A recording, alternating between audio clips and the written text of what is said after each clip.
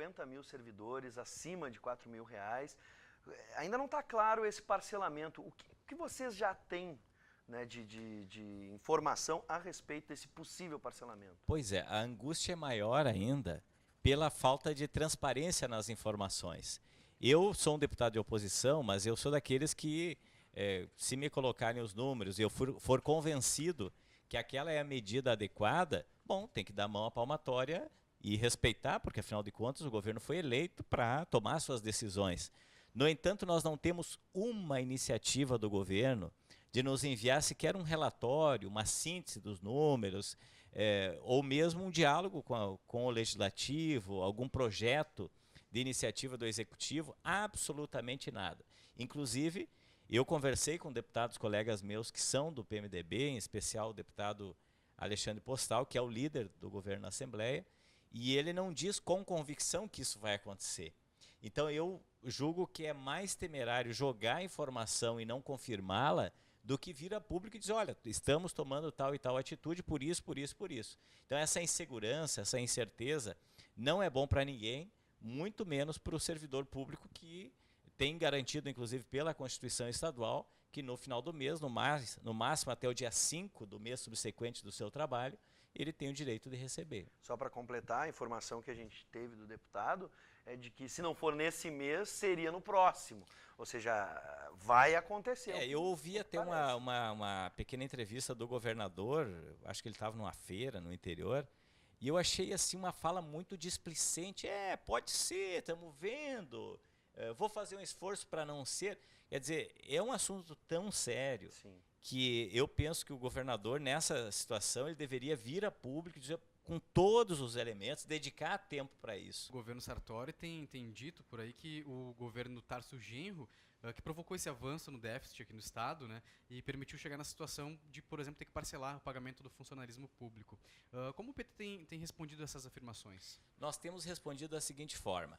O nosso governo, quando assumiu, tinha um déficit com a Previdência, que continua, de por volta de 6 bilhões por ano, né, que o Estado tem que pagar por conta desse problema de ter muitos aposentados e menos gente contribuindo. Só para dar uma área.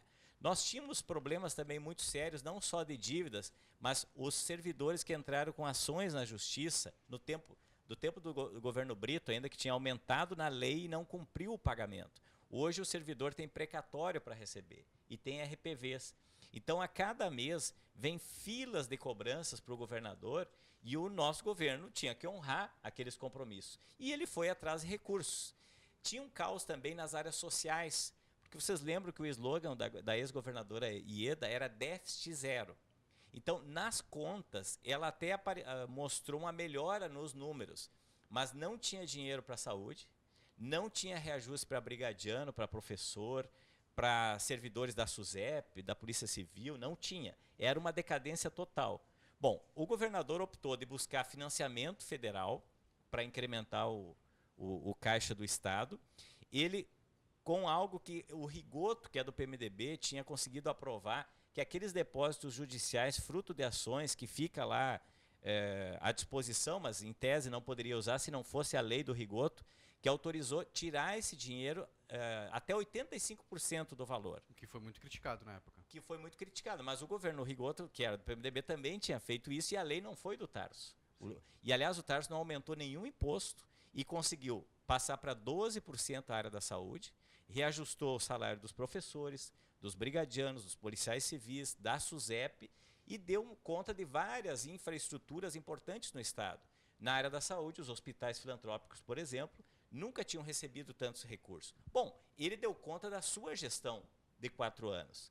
Mesmo assim, no final da nossa gestão, ficaram mais de 500 milhões em caixa, por volta de 600 milhões nesse fundo que poderia o governador captar recurso agora para dar conta das despesas, e essa brecha nacional que é a renegociação da dívida. Então, bom, o governador deu conta da sua gestão.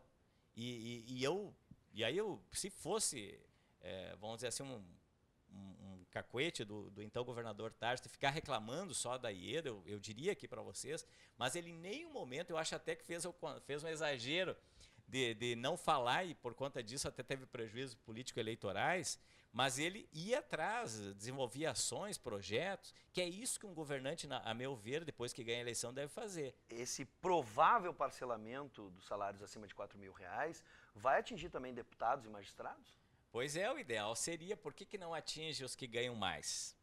Por que não se levanta essa hipótese?